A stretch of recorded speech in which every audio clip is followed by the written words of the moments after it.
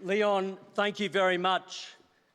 Ladies and gentlemen, when you sit in the Parliament in that first sitting period and you listen to the maiden speeches and you listen to the other side of the House and then you listen to Leon's, you know that what we lack in numbers in the House of Representatives and in the Senate, we more than make up for when it comes to the depth of talent.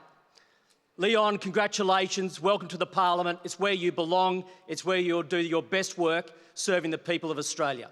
Well done. And indeed, those speeches, whether it be Leon, whether it be David, and right across the Libs and the Nats, gives us enormous confidence that, yes, we've been hit hard, but we do have an enormously strong team. And I feel very privileged to be here today to follow Susan Lee's fine speech yesterday. And in her absence, I want to acknowledge the strength of leadership she is providing, the Liberal Party and the opposition, and the close working relationship between Susan, David and the team.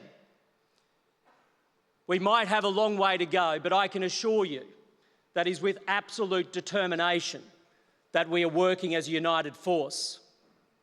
I want to also recognise you, Mr. President. Thank you, Lawrence, for your service. Thank you for your leadership. I know other people have spoken about this and others will yet, but I think everybody in this room knows that really you have been a pioneer of this party, of this movement. You've led from the front, you've done so with dignity, and you are a leader through and through, and for that we're very grateful. Thank you, Lawrence.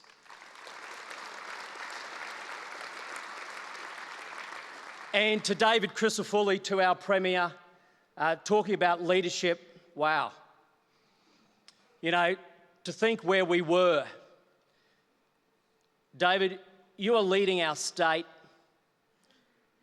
You are by far the standout right across the country. Thank you. Thank you.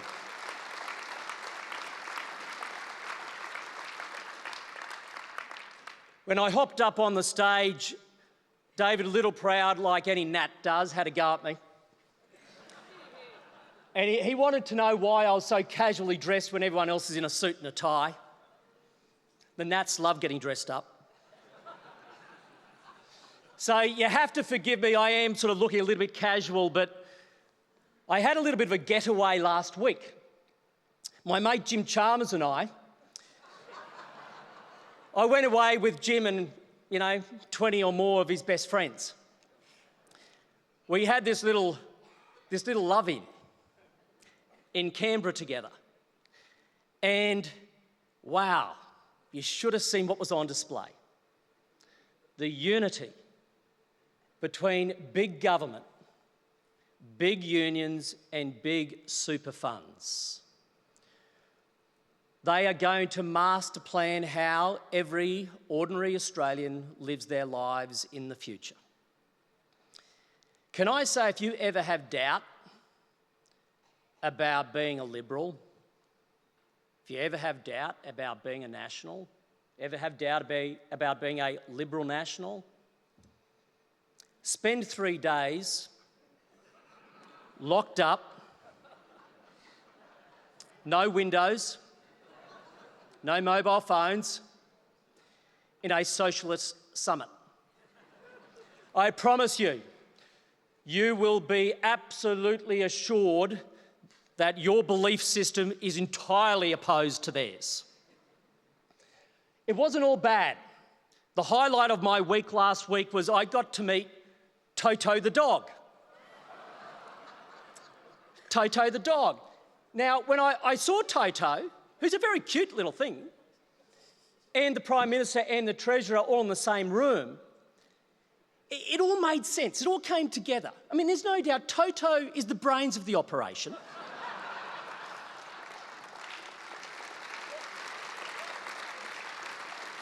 And we know that the Prime Minister and the Treasurer, they're at loggerheads. It's a bit of a secret, but one wants the other's job. And so they've been fighting ever since the election, right?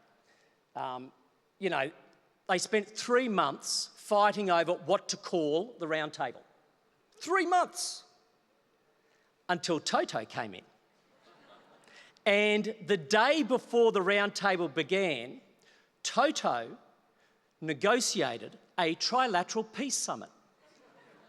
And he brought the Prime Minister and Treasurer together, and they lived happily ever after. Please put your hands together for Toto.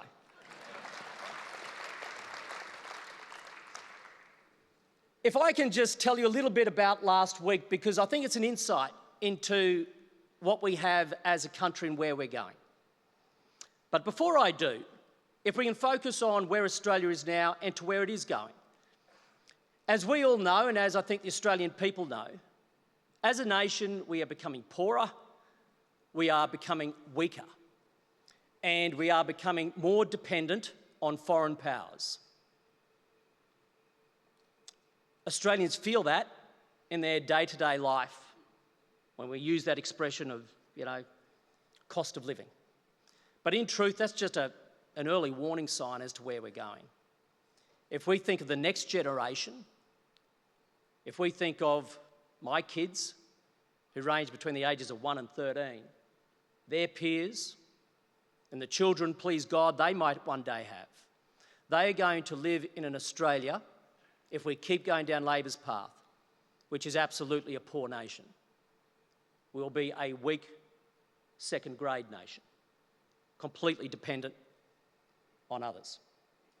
If we keep going down Labor's path, that is what is at stake at the moment.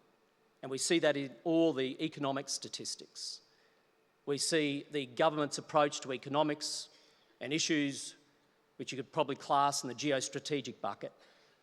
That's where we're going. So Labor wins big at the federal election. They come out then and say they're going to hold a round table to talk about productivity. It took them 3 years to realise that Australians' living standards are going backwards. It then took them 3 months to organise a meeting that went for 3 days and delivered slogans upon which they hope to deliver over the next 3 years. Complacency is with this government. The reason they held this round table is because they have no economic plan. They've got no economic agenda. None. We made it very clear by attending the round table that we're not there representing anyone who's got vested interests. No one who has vested interests. We're not there for the big unions. We're not there for big business. We're not there for the big super funds. We're not there because we believe in big government. There were 25 people in that room. My job was to represent the 27 million Australians who are locked outside because they don't have a say with this government. Because this government knows best. Because they will master plan how people should live their lives. There were 3 markers that I took into that room and made it clear in the room and outside. You do not raise living standards by raising taxes. You do not raise living standards by raising the cost of doing business. And you do not raise living standards by raising the burden on the next generation.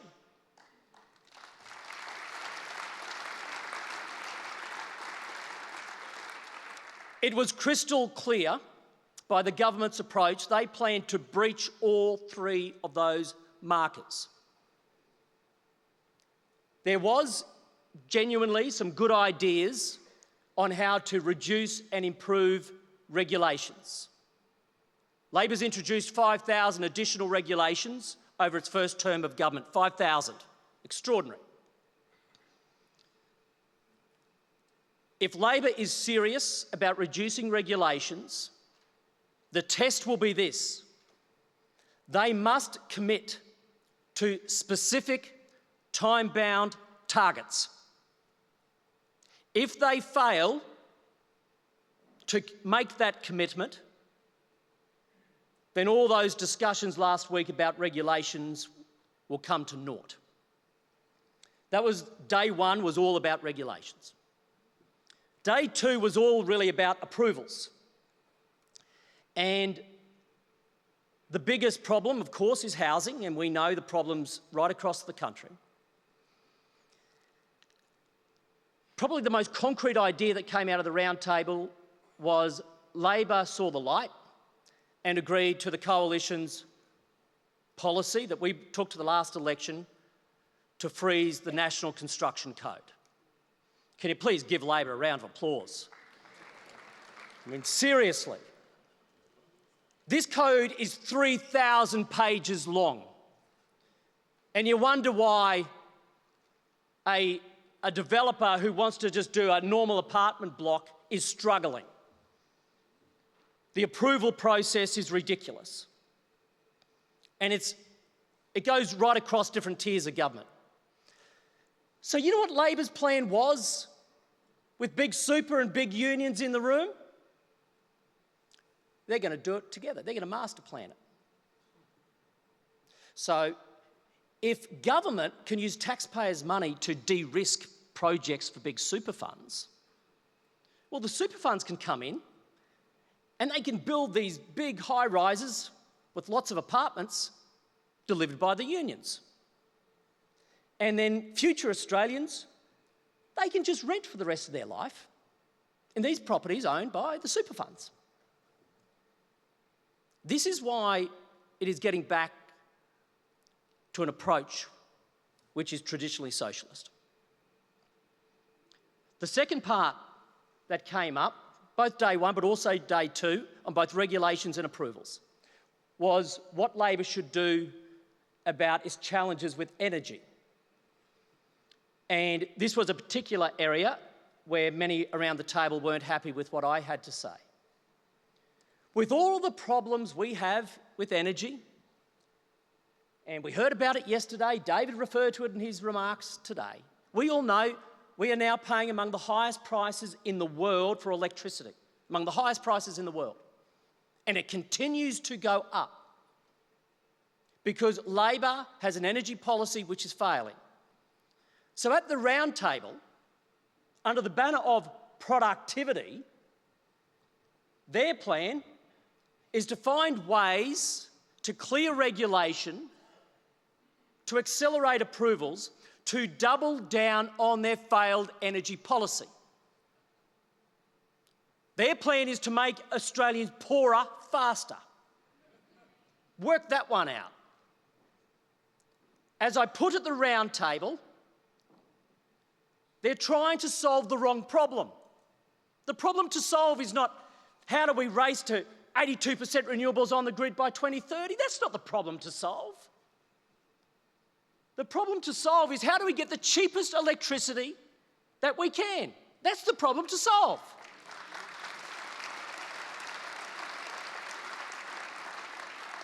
And to this day, the Labor Party has refused to do a total system cost analysis, comparing different options for our electricity grid. They refuse to do it. Refuse to do it. They're locked in on a pathway that they know are sending Australians poor. Record insolvencies as a result. Industries collapsing. We are offshoring sovereign capability because of this government's approach to energy. But they refuse to tackle the very problem they should be tackling. And as we know, if you define the wrong problem to solve, it is inevitable you will define the wrong solutions to chase. But that's what they're doing. But day three was a fun day. Oh, day three was really interesting because day three was about the budget and taxation. And Jim Chalmers, as he does outside of the room, presented to the table about how far this government has come with the budget. He forgot to mention that debt hits $1 trillion this year. $1 trillion. Debt will go to $1.2 trillion by the end of this term of government. This government has added $100 billion to that debt.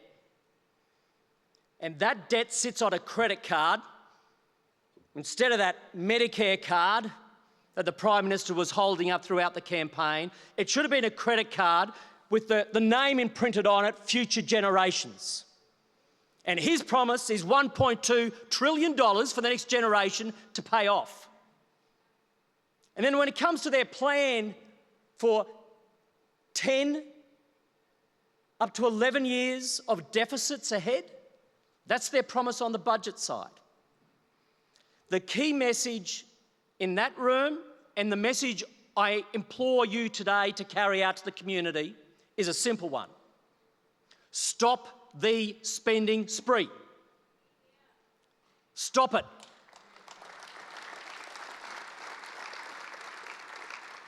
Never have we had a government spend this much. We have, if you compare the last budget of the Coalition before the Albanese government got in, the last budget of the Coalition, coming out of a pandemic no less, compare that to this year's budget under Albanese and Jim Chalmers. This year, they are spending $160 billion more. $160 billion more. That equates to, $16,500 or so per Australian household, as if they're getting value for money. They can't help but spend. I mean, this year's budget estimates a $42 billion deficit. $37 billion of that 42 is due to recent decisions by the Labor government.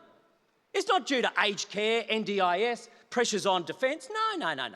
It's not those budget pressures. These are decisions taken by this government. They have to stop the spending spree. And it's why I like to call Jim the Candy Man. Just out of the Charlie and the Chocolate Factory, Willy Wonka himself.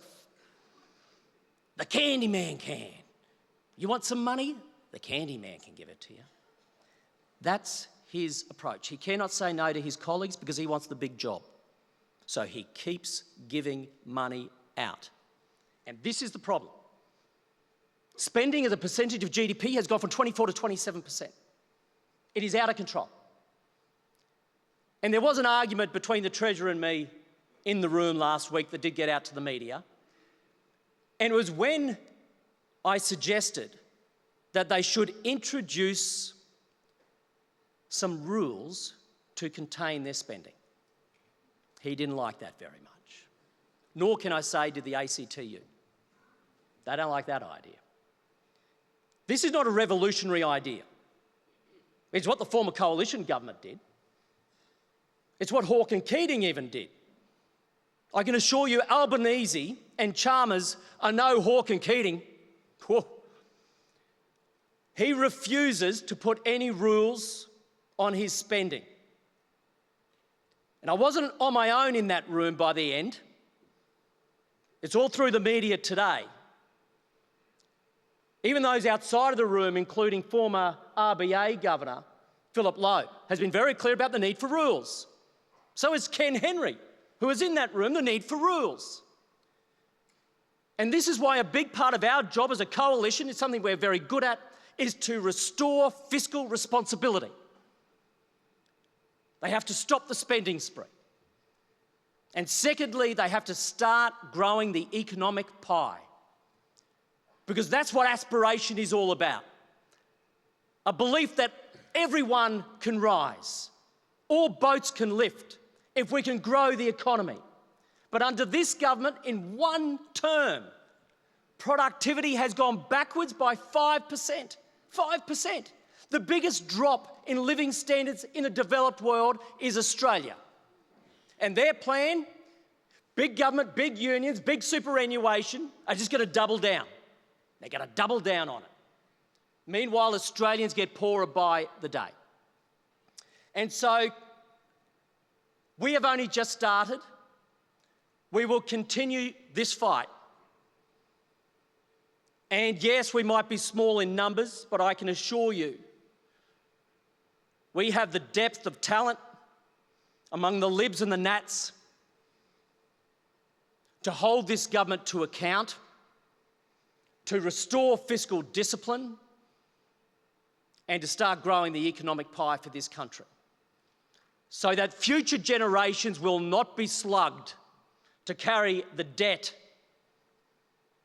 of our generations, so that we can build an Australia which is not poor, but strong, prosperous, and fiercely independent. But that can only happen with a Liberal national coalition. And we'll fight every day until the next election. Thank you.